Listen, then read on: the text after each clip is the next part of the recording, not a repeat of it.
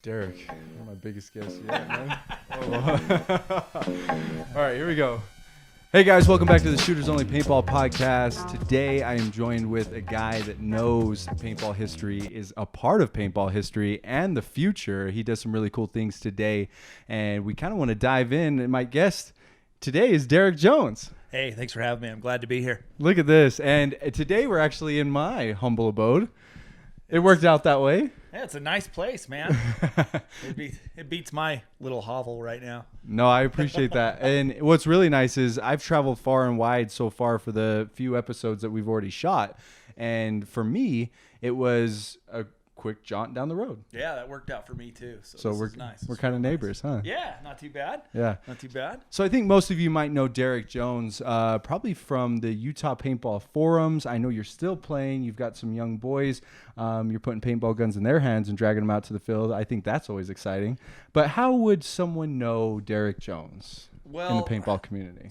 So luckily for me, I moved here in the 90s, and I was able to get in early with what I would consider the forefather of paintball in Utah, which was Dale Price and the Paraplegic Turtles. Nice, nice. And he used to have a field out here in Harriman.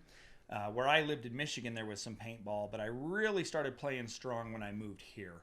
And so Dale actually picked me up, and I was on the team for several years.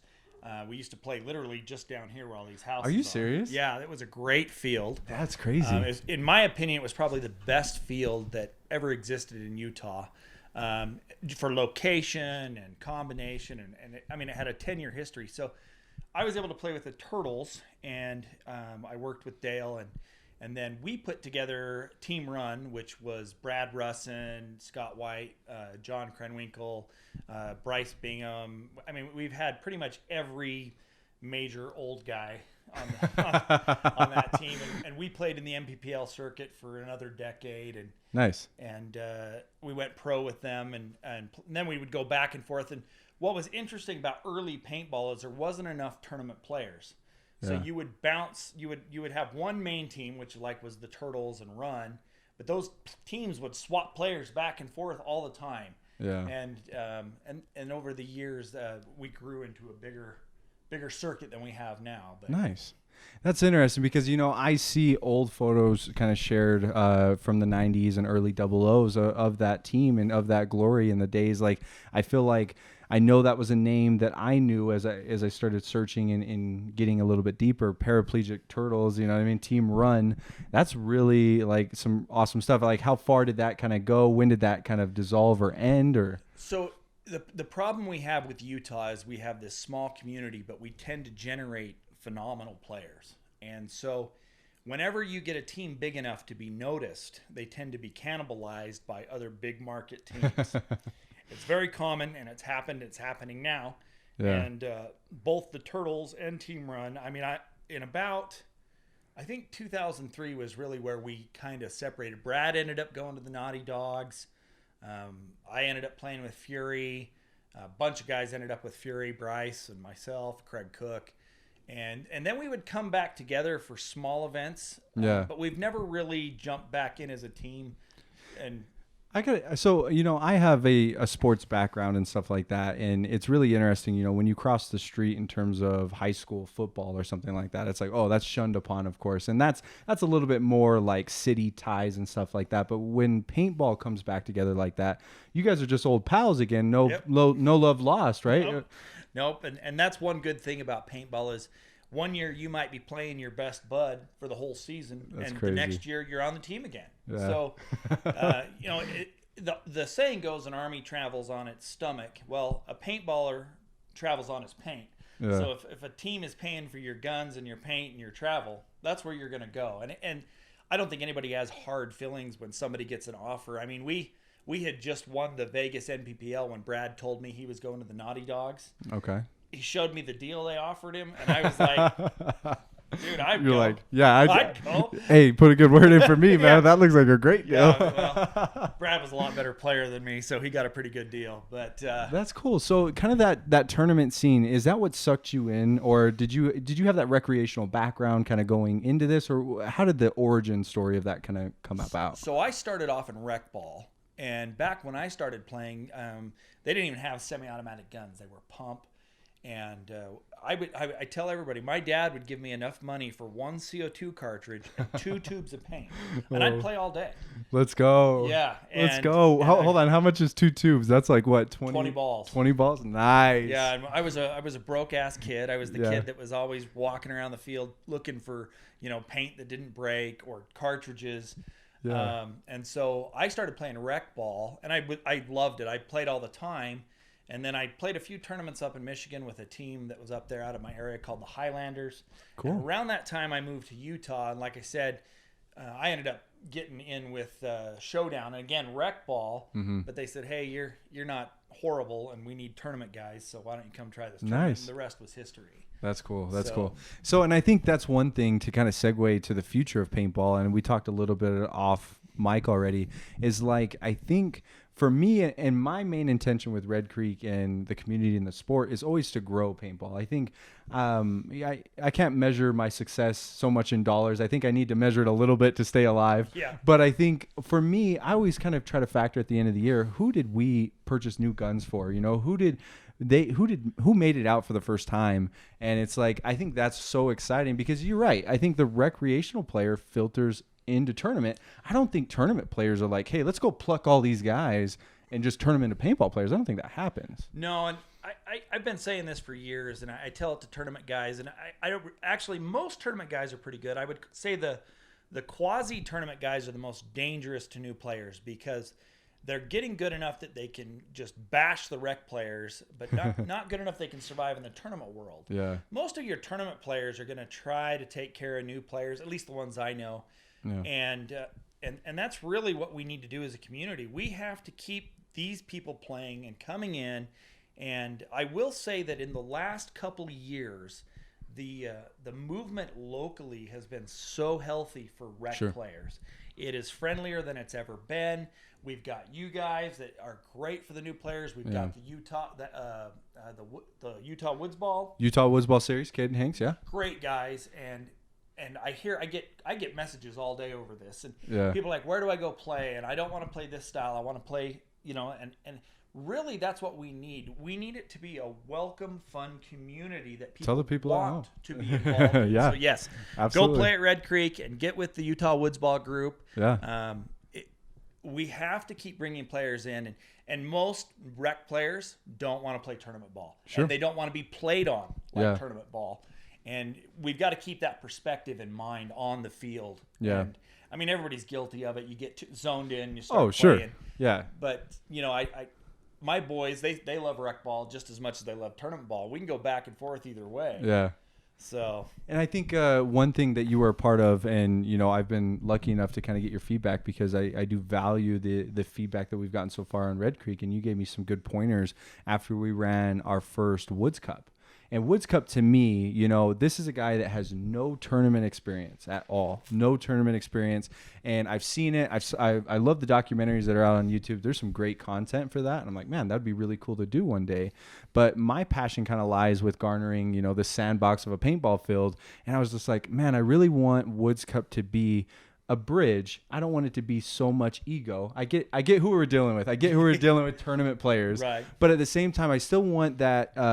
Sector 9 came out. They were a team that just formed last year. Yeah, what a great bunch of guys. Yeah, started playing less than a year ago. Just got their jerseys. They were playing at Hobble Creek, and I'm like, look at them now bridge that gap. And what they show up with? They showed up with their rec ball stuff. You know what I mean? They had some MG100s out there, and they were slinging. They were slinging paint. So I think the Woods, right, will forever be the equalizer. You know what I mean? It's just like, you can agree. Tell me. So for me, Woods ball is the game. Yeah. For a while there in the early 2000s, we transitioned to pretty much airball and hyperball only, which is fun, but we kind of lost something. Yeah. And the Woods ball, that's when I started my tournament series, was to kind of get back to the roots, which was that Woods ball style, limited paint. We're not trying to shoot 10 pods per game. Yeah. So you guys, I will say you guys have done a great job. That's a fantastic event, and I recommend anybody that gets an opportunity to do it because it's as pure paintball as you're going to get. And I will say, when I heard you guys were building a field out there, I had no idea who you guys were at the time. And I thought, okay, I have family in Duchesne, and that's crazy. Yeah. But it really is a fantastic field, and it has a really unique format. And I think that the combination of woods, I would call it speed woods almost. True. Yeah, you're right. It's a fast game, but the field has its feet on the ground and the roots of paintball. And so for me, it's almost nostalgic. I really like that style of play, and I've made every one I could. I don't think I've missed one yet, but yeah, no, and Derek has, and I would say, you know, not to harp on your age too much, but I feel like you've been a part of a couple generations here to where you can see paintball in the infancy stage. You can see it kind of right before the recession. You see it fall off almost completely. Yeah. And now, like, it's probably fair to say, I'm going to let you say it. I mean, do you feel like it's a resurgence a little bit of just that steady roller coaster climb kind of back? Or what do you think? So I would agree with you. So over my span of paintball in Utah, it has ebbed and flowed. And it was really big in the early 2000s. We lost it in the recession. We really haven't recovered. Yeah. I mean, by perspective, in 2003, I think there was probably 15 to 20 actual functioning teams. Mm-hmm. And this is what's so critical for paintball in Utah is we have the indoors, and the indoors are great. I mean, Chris does a great job, and I recommend people hit the indoors as much as can. But it's the outdoor fields that drive the player generation. People, that's what people want to play. Now, they get hooked and then they go play Wednesday at the indoor, but it's the outdoor fields. So when we don't have any outdoors, we start to drop off.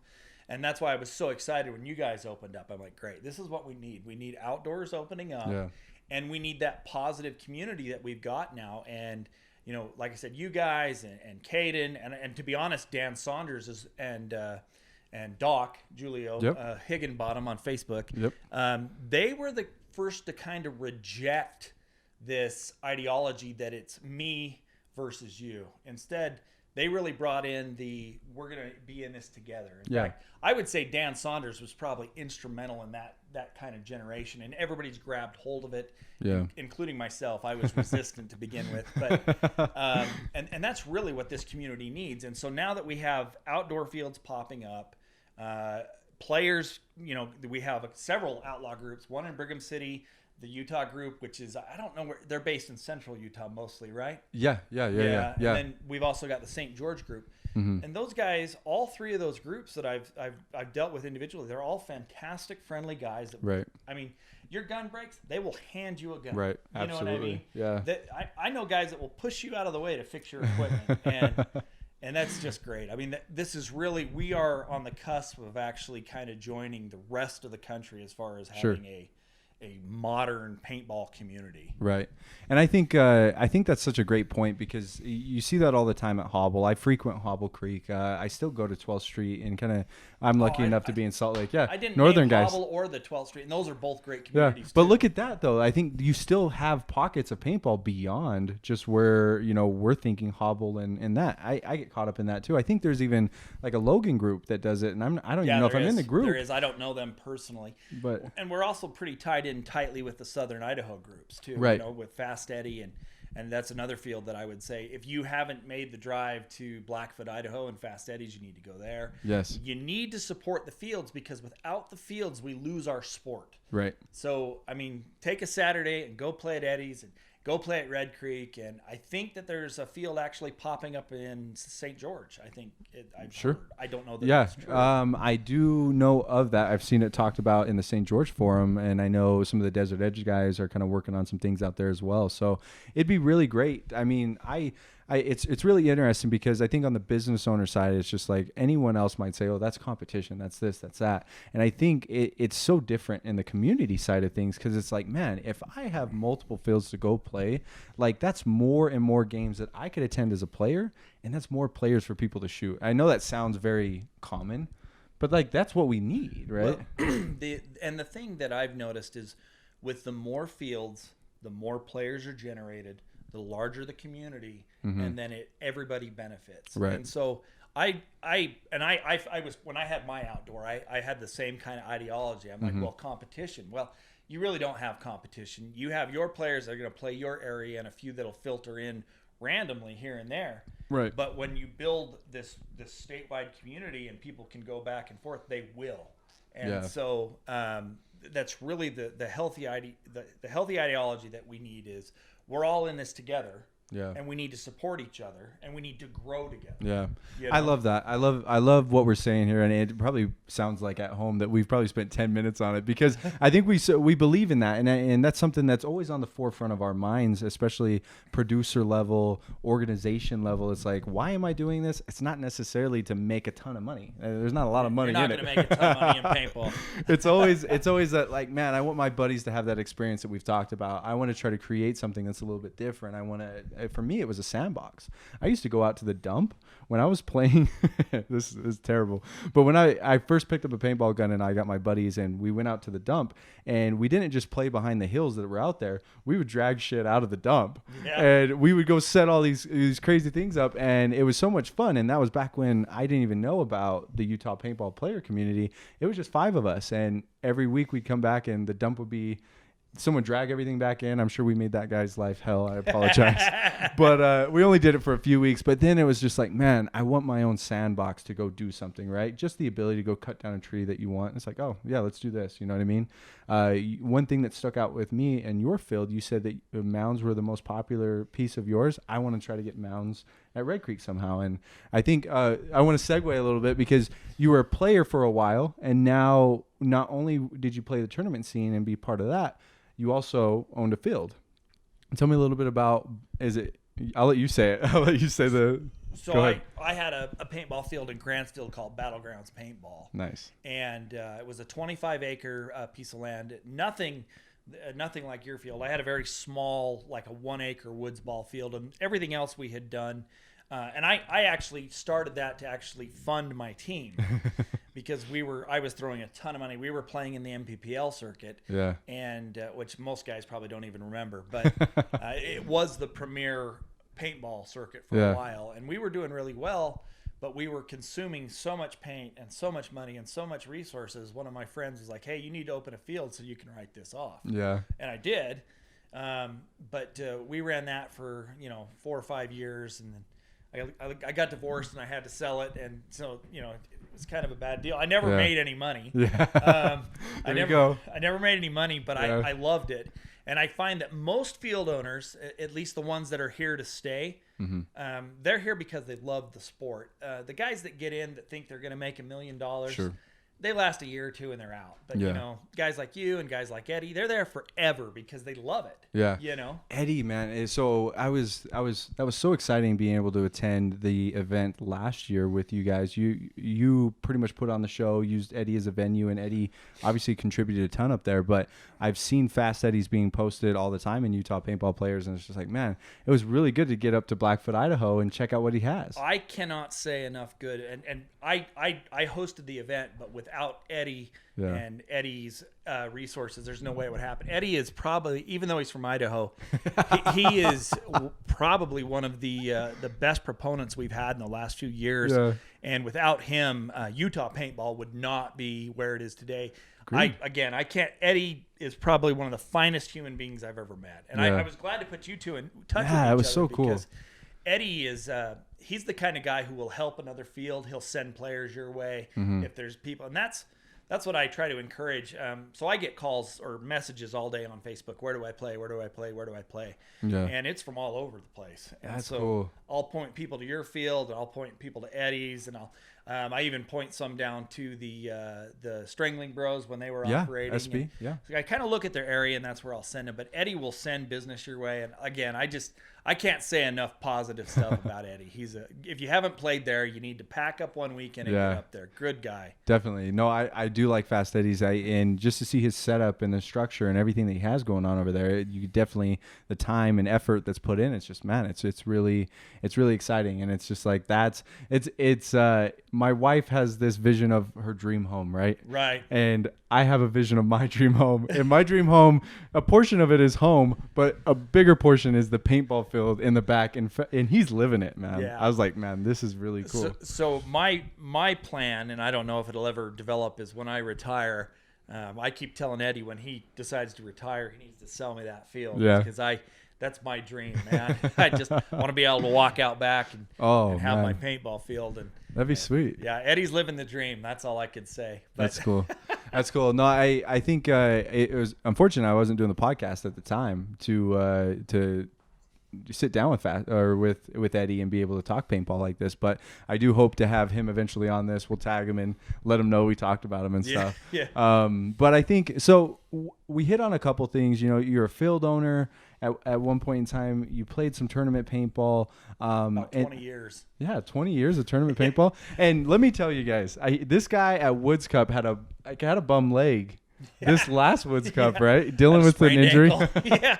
And it was hilarious because I'm over here reffing at the 50 and this guy is looking inside. I think it was a Desert Edge guy looking inside, not even watching the tape. And here comes Derek Jones just doing the most, trying to get up this 50 tape, and he's running this guy down, and I think the guy just saw just enough to turn and shoot, and you look right at me as you get shot, you're like, man, if I didn't have this bum leg, that guy would have been bunkered all day. I was like, oh shit. I was like, Derek took off, and there was probably like 25 yards to cover with this bum leg. You're like, I didn't give a shit. Let's go get him. Yeah, well, old habits die hard, and I haven't embraced that I'm actually an old man right now. And it's funny. My boys, we play a lot, and they are so much faster than me, and they have better reflexes. And I remember those days, and I still think I can do that. Yeah. But I've been passing the torch to my oldest boy. He's been doing the rundowns. In fact, during that tournament, he made it to the center of the field, and I thought he'd get shot. Pulled the flag, jumped down, shot another guy coming in, and I mean, I wasn't even 25 yards up the field yet. I'm old and slow now. No, and I think that's so funny because my wife is pregnant with a boy right now, and I was joking with the Hobble guys last week, and I was just like, hey, you know, I got to create paintball players one way or another. If it's me doing my own work, I'm gonna have to do it. But you have the next generation of the Jones boys coming up. There was a time when it was all about me, but the best thing that I love playing paintball with my kids. Mm-hmm. Before that, I used to play with my friend John Krenwinkel. Had 3 boys. He's probably the best player in Utah that nobody knows. And, and John, he is a phenomenal player, but nobody knows who he is. But he played with the Turtles, he played with Run, and he played with Tsunami. Yeah. But he had 3 boys as well, and so I'm excited for you because when your boy actually picks up a gun and goes play, there's nothing better in the world. Yeah. I love it. And it gives me chills a little bit because I think I've always pictured that in my mind. You know what I mean? Just me and my wife were joking about the gender, right? She was dead set on a girl. She thought it was going to be a girl. All these other sources. It was all like almost witchcraft, the amount of sources that were like, oh, it's going to be a girl. And I was like, man, I was so convinced. But when I saw the boy, like my eyes light up and I'm just like, there's that moment, you know, that nerf to paintball to this, the fun, the storytelling. Like I think that's going to be such a moment, and you're living it. You got 3 boys, right? Yeah, and I've got 1 girl, and she used to play paintball all the time too. There you go. Now she's in college. But that's the other great thing about paintball is you can be a boy, you can be a girl, and still be, you know, active. Some of the best players I know are actually females. Yeah. And so I have 3 boys, so of course I focus that they're boys, but it's just so fun playing with your kid. Yeah. There's nothing better. Yeah. And it's a great family activity. Yeah. You know, you go out, you're bonding, you're together, and at the end of the day, that's really what revitalized paintball for me, was that I can go spend time with my boys and we have a great time. Yeah. You know, we had a ball at your tournament. My boys, that's really been their first tournament experience. That's awesome. And they were so dangerous. They were effective on the field. I watched them throughout the day. I was like, man, these guys are good. And it's just like, you see how dangerously good they are here. It's like, oh, where are they going to be at in 3-4 years? Right. How far are they going to want to take this paintball, you know? And I keep telling them that because they want to play more paintball, and I'm like, let's focus on your wrestling, because you know, wrestling and you can, you know, with paintball you can make tens of dollars a year, you know. With wrestling you get your college paid for, but I have one that plays competition baseball too, and but they all love paintball, and I'm like, great, we'll play paintball, but don't do what I did. Don't organize your entire year around it. Don't miss a wrestling match to go play paintball. You can play paintball after school. Yeah, you know, after absolutely. You graduate. That's the other great thing that I tell people about paintball is, you know, I've been playing since I was like 14 years old. Mm-hmm. Well, I'm 46 and I still play. Yeah. I mean, give me any other sport Yep. you know, that's physical, that you can still do that, because I've transitioned from a little tiny fast player to an old fat backhand, and you can do that. You can play whatever style you want. And I went blind in my right eye a couple years ago. Oh, wow. And I thought I was done, and I retired. And actually, Dan Saunders, he's the one who said, "You're not done. You'll be fine." He said, "You'll adjust." And I was like, "No, I'm done. I'm done. I'm done." For those of you that don't know, I'm going to make a comparison here. Dale Price, who we've yet to have on the show, I've contacted him. The man has a peg leg. He ran peg leg paintball, correct? And he had one leg and played through that his whole in tournament side. So I think I can kind of envision like Dan saying, "Derek, what are you talking about, dude? You're going to be blind in both eyes. You're still going to come out and play somehow." Yeah, and Dale actually said that too. And I mean, I'd like to touch on Dale, because without Dale in Utah, we would never have what we have today. And he came here, and he actually turned the backwoods community that really was just doing what we all started, you know, playing behind the house, in the dumps, and cars. And he created it, and he did such a great job that the community grew, and we really owe him a big thanks, because he is absolutely the father of paintball in Utah. Absolutely. And now I would say he's the grandfather. But he's moved to Arizona, but we owe Dale a big thanks. And he's been a big driving force of the community. And pretty much every major tournament player that I know can trace his roots back to the Paraplegic Turtles. Kind of like that, 12 steps of Kevin Bacon thing. You learn from this guy who played with this guy who was a paraplegic turtle. So I want to touch on that, because without Dale, we certainly wouldn't have what we have today. I know I wouldn't have what I had. I learned everything I knew from Dale. So that's cool. We'll pause right there. That's a perfect pause. We're gonna say we're back. We're just gonna segue right in. There we go. There's no commercial breaks on the podcast. Well, hopefully, eventually there'll be your monetization breaks. This is kind of fun. So tell me a little bit about that, because that's one thing that we talked a little bit off camera, the YouTube format. I think there's a few people that watch this show that want to take their paintball content to another level, be able to create something that's watchable, maybe make the monetization jump. You run a successful YouTube channel, and tell me a little bit about that. So I've been doing YouTube since about 2010. I originally got into it basically for video storage. I was putting videos of my kids up. And actually, one of my first successful videos was basically the worst video ever photographed on an Android at Paintball Addicts of my sons playing paintball. Oh, really? Yeah, and we had... it was like a 3-minute clip, and it made hundreds of dollars. And I mean, it was just ridiculous. So then I was like, oh, I could do this. So then I started making all these really high-end videos, and they just flatline. They did nothing. So understanding the algorithm in YouTube is just, it'll drive you mad. So what I tell people is, if you want to have a successful YouTube channel, do what you love, make your content, and let it grow. Because if you focus on getting monetized and making money, it's going to be frustrating, and it's going to become a job, and then you're not likely to continue. Because it can be maddening. You can spend all this time making a great video and editing and all that stuff, and nobody cares. And then you film, like a cat running, jumping over a fence, and people love it. I mean, I don't understand. I've been in it for, a decade, and I don't understand the algorithm. That's crazy.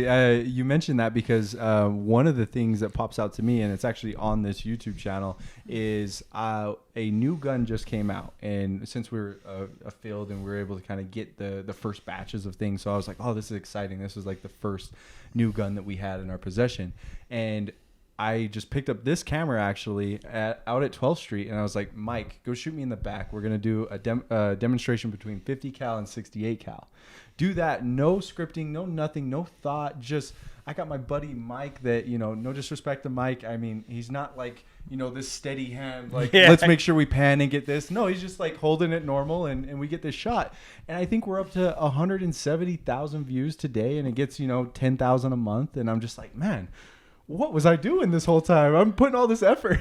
I totally understand. And it's great when something really flies. I mean, I got into the wood turning basically to treat I have PTSD. Okay. And so my doctor's like, you need to find something that's not a job. And I'm like, oh, okay.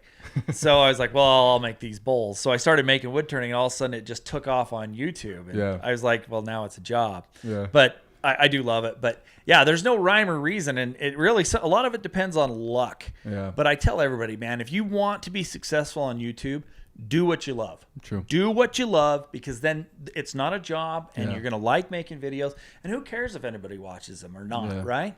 Passion will always push content. Like Yes. you'll always be motivated to create something if you enjoy it. Absolutely. But once you feel like, oh man, I have to do this, or it's just like this is this, it's just like, ooh, and that's how it fizzles, right? It fizzles out. And that's like I said, I never get tired of making videos. Yeah. I never get tired of making things. I do still make paintball videos.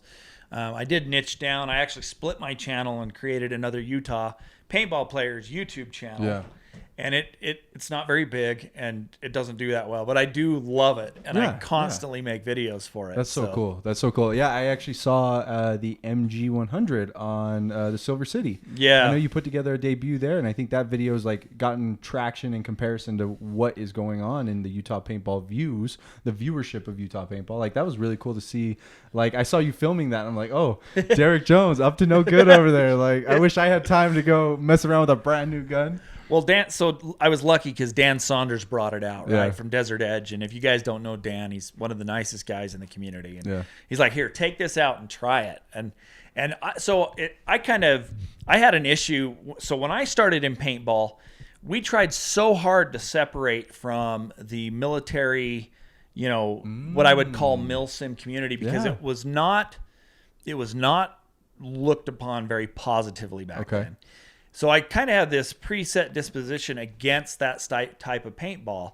I think we've grown past that, and I've let a lot of that go. I like this. Before you go too far, so the stigma, I'm going to make an assumption from the outside in, because to me, I look at the airsoft community and the depth that they go to, and they go to very, very tiny details to where I'm like, man, at some point, just go sign up for the military, because it's just like, hey, you're already there, bro. Like, you're in it. Go ahead and do it. And it's just like, I do feel like, hey, if you're recreating these events and something, I think there is a negative portion where it's like, don't mess with the glory. Don't mess with what we did. You know what I mean? Yeah. Where's that stigma come from, or where was that kind of idea? So there was. When paintball first kind of started, there was a lot of people that were really opposed to it because they saw it as a game promoting violence. Oh, okay. And I mean, we wouldn't even use red paint. We tried very hard to stay away from the military side of things. There's always been those people that embrace that, and that's fine. Yeah. I get it. But at the end of the day, we play at the pleasure of the community, right? And when paintballers get a negative image, then fields get shut down, stores get closed. You can't play paintball here. Yeah. And so at that time, we were still trying to get our feet on the ground, and so we pushed that away. Over the last few years, it's kind of gone the opposite direction, and it's insanely popular with the community. But paintball is also mainstream enough that I think it can be accepted. True. And people don't think we're growing terrorists up on the mountain. You know what I mean? And so it's different today than it was 20 years ago. Yeah. Okay. So I like where that mindset was, because you're right. Because when this thing rolls out and here's this fringe community coming together, and it's just like, what's going on? Practicing out there shooting each other. Yeah. Like, I could see the aggressiveness, the violence kind of tied to it. And now you're right, because here I am, like my main reason to draw like a mag-fed community and something that looked more military and had more depth to their stories and their play style. It was literally because it's just like, I want to kind of tie video games into this and what you do on the video game screen, because I grew up with, all the great Call of Duty stuff and still play today. And it's like, man, that's what I want to do. And if I shoot, quote unquote, a space marker, that's old term, right? Maybe you don't get that one-to-one experience, but at the same time, we have that technology now, and you're right. Yeah, I guess it's a little bit deeper now. What really changed the way I thought about it? So MagFed is something that they've literally tried from day one, and it didn't work very well until just recently. And now some of the guns are just phenomenal. But I very much enjoy paintball with a limited paint format, and I think we kind of lost that in the early 2000s. And I mean, I remember I'd walk out on the field, I'd literally have 1,800 paintballs in my pack.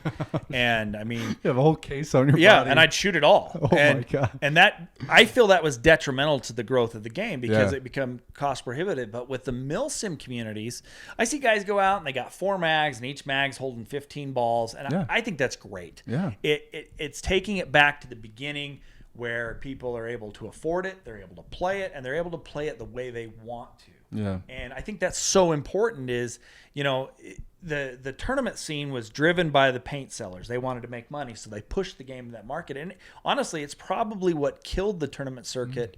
They literally had to reinvent and go back to the beginning because people just stopped playing. That's cool. Yeah. So Milsim has its place, and I think overall the mag-fed guns I think are very, very good for the sport. Right. Yeah. We talked a little bit about the MG100. I've said it in multiple podcasts before. I sell that gun 10-1. Anything else in inventory right now because everyone wants a piece of that, and Planet Eclipse has done it right to where they know soft tournament paint, they know how to do stuff, and they know the inner workings. Marker. Yeah, and then I see you playing with it over at Silver State. I was like, oh, that's exciting. That's gonna be cool. So again, like I said, Dan handed it to me, and I was like, nah, I don't play with this stuff, and I took it out there and I was zipping. He had a red dot on it, and I don't think I was even using first strike. First strikes. I was just regular, and I was picking people off all over the place, and so that's a gun that I actually tell people all the time. If you want a good mag-fed gun to get started that you can go back and you can play any type of paintball with, that's the gun. I really think the MG100 is phenomenal. Yeah.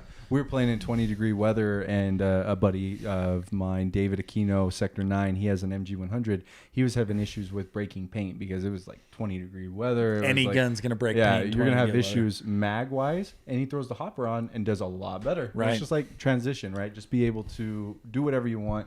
And it's still that like favored recreational play. Get out in the woods, go outdoors, and go play. So that's really, in my opinion, the purest form of paintball is calling up 5 buddies and, hey, Friday I don't got to work. Let's go play and find a place. I mean, we used to drive out to the West Desert, and basically everybody would just show up with whatever you had. Yeah. And we'd chrono, and then we'd play. And that's one versatile part of paintball that I really like is if you want to play pump. Play pump. Yeah. You want to play Milsim? Play Milsim. Yep. You want to play with your tournament gun? Nobody cares. You can play with whatever you want, and you can play how you want. And and you can play on the same field. Right. Everyone together is just like, I'll take on the challenge. I'll stick feed this, Phantom and play against everything else that's out there. And you can play one way one game and another way the next game. And I really should have thought ahead. I should have brought some of my I have some vintage guns. I should have brought them, but we could add like give me a little like a pan around when you get home or whatever. Oh, I'll have to break my, I have probably one of the biggest collections besides Jason Orvis and Dale Price. Yeah.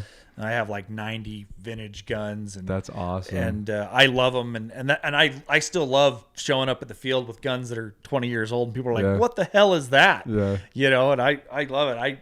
Actually, when I was at your field, I was shooting an old Infinity Legend. Oh, yeah? Yeah, you're right. You were showing it around everywhere. And there was only like a couple people that were like, oh, I know exactly what that is. Yeah. Everyone was like, what are you doing out here, dude? Yeah, people make fun of it. They're like, oh, man, you and that old stuff. That's awesome. And I think that's the history, right? You get to see these markers that still get to shoot, 280 feet per second. And it's just like, it might be 20 years old, but I'm still on the same field with you. And I tell everybody, because they're always like, oh, I need a gun, but I don't have $1,000. And that's a misconception that I think people need to realize is you can go on KSL, set yourself up on paintball for $200 and be just fine at any field. And if you want to buy something nice, then do it. Yeah. But you don't have to break the bank to play it, and you don't have to shoot a case of Saturday. You can buy a pump gun and go shoot 20 balls. That's a good point, because I think our sport is very expensive. It won't ever. I don't think it'll ever stop being expensive. But at the same time, you're right. There's a lot of different styles of play that allow you to budget friendly and be able to get out there. When I was in high school, by no means were I had a rich family or anything. It was just like my dad would go fill up my CO2 at like the sporting goods store because I didn't even know where to go back then. Right. And it was like, we would hit the field with 6 guys and 1 case of paint, and it was just like, we're gonna figure this out and go play. Well, and I want people to realize that, because when I started playing, like I said, you'd start with 2 tubes of paint, you'd play all day. Yeah. It all has to do with the style that you want to play. I bring my older boys out. We go through a lot of paint. Those kids like to shoot, and that's fine too, you know. But when Dad's footing the bill, my dad never foot my bill. So like I said, I had to play limited. And like I said, the versatility of the game is something that people need to embrace, and they need to realize that it's not that cost prohibitive. Right. You know, if you play rational and you're like, okay, I'm going to go out with one pod and one hopper, you can play all day like that and play and have just as much fun as carrying 9 pods on the field. Yeah. Don't let me talk you out of playing how you want to play, but yeah, there's a lot of different ways you can play it, and I think one thing that I wanted to leave off at this podcast was, as I was kind of growing up and developing my play style and just starting to connect with players, you know, I mentioned I played at the dump at one point, right? I didn't know where to play.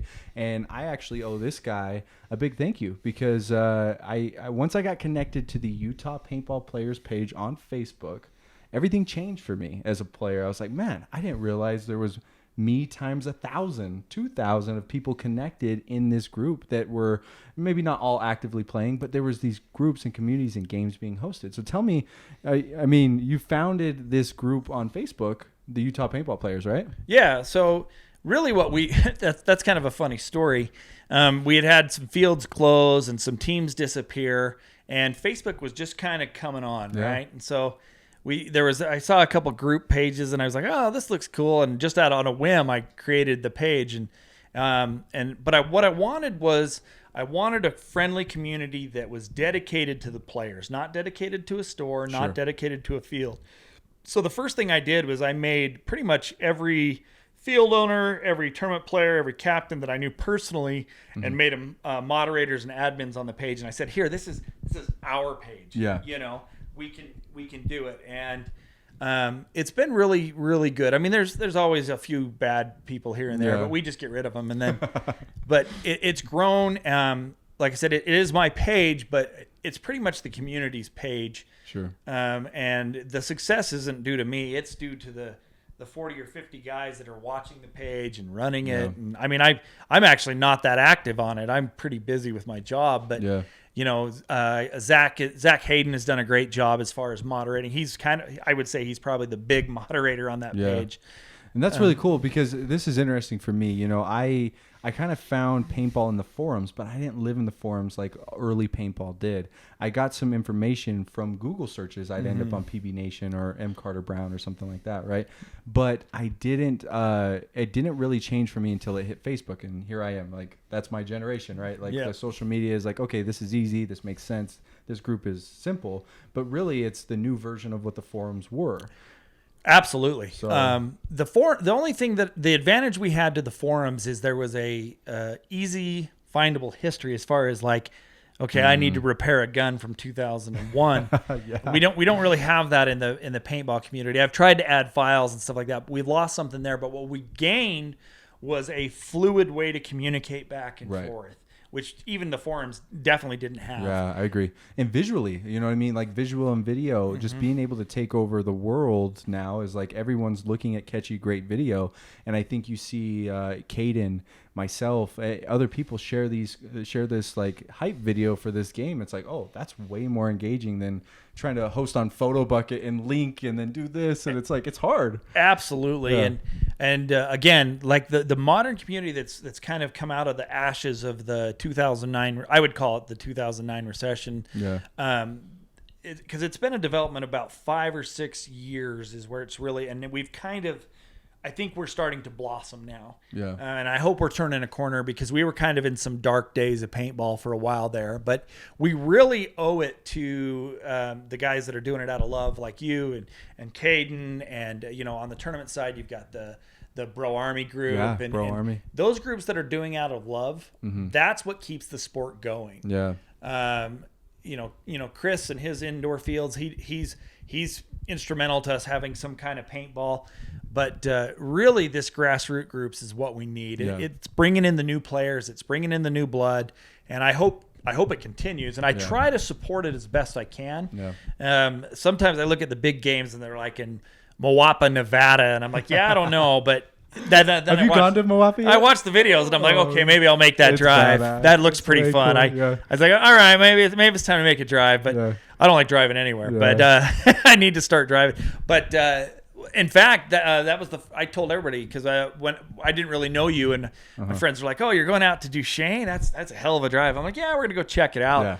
I don't have any problem driving out. That field's so fun. I'm like, Yeah. I'll drive it. I'll Yeah. drive it. And it's not even that far, you know? And I think the origin story will eventually be posted. If you're watching this, I haven't put it up yet. I give a Red Creek exclusive to where it's like, this is the beginning, this is the end.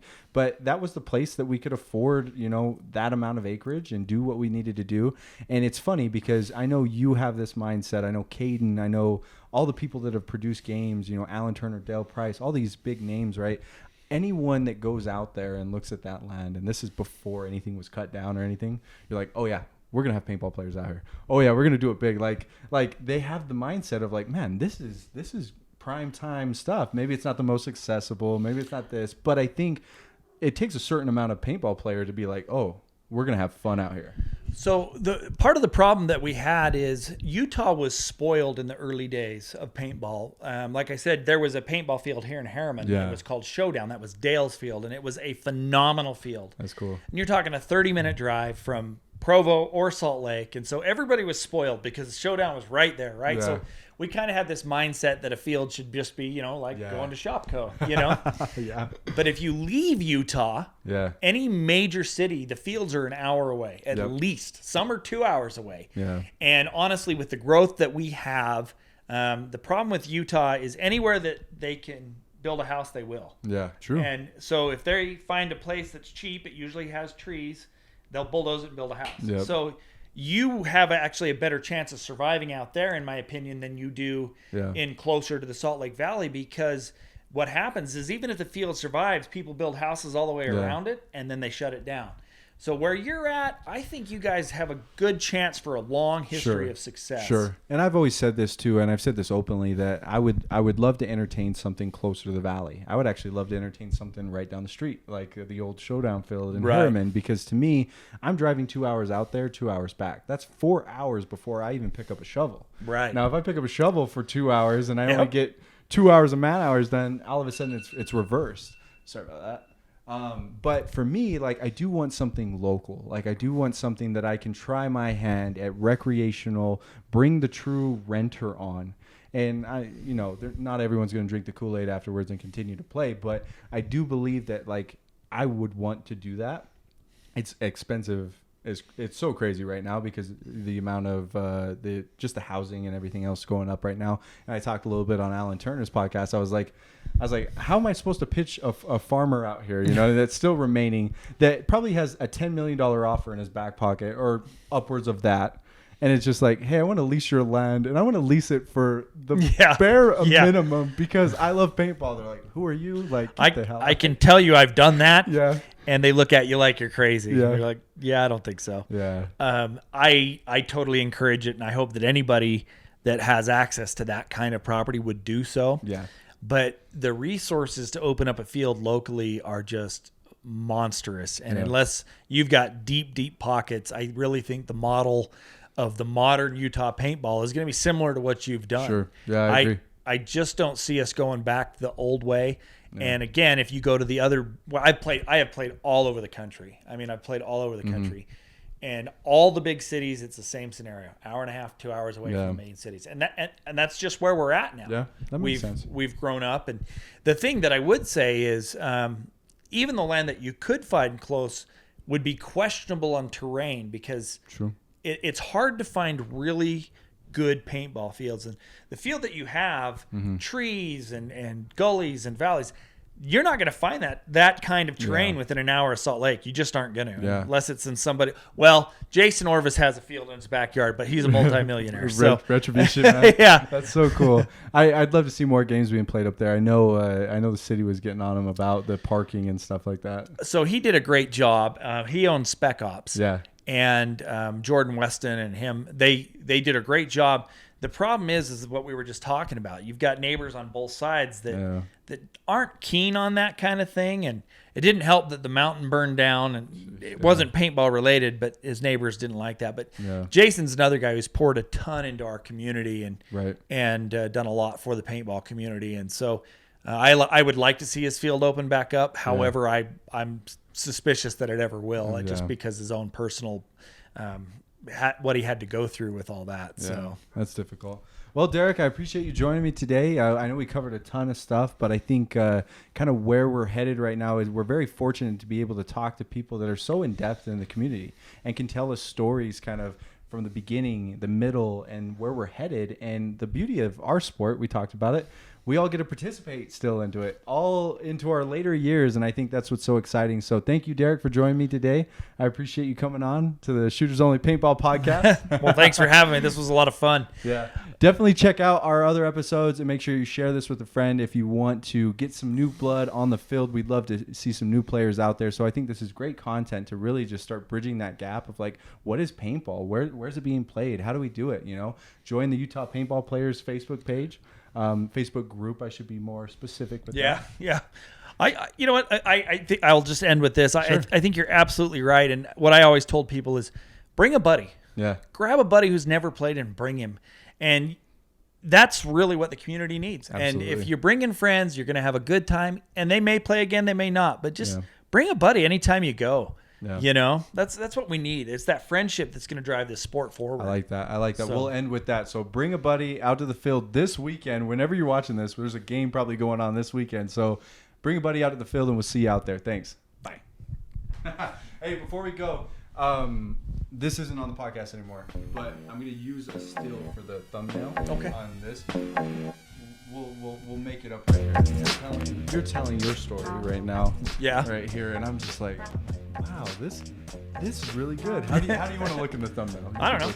Oh, we kind of need to look at this like. I don't know. Wow, that's really good. So or like, thumbnails are always the thing that I hate creating. Yeah. You know. Yeah. But they're necessary. But I never know what to do. So necessary evil. No, that's good. I think we got it. I've been using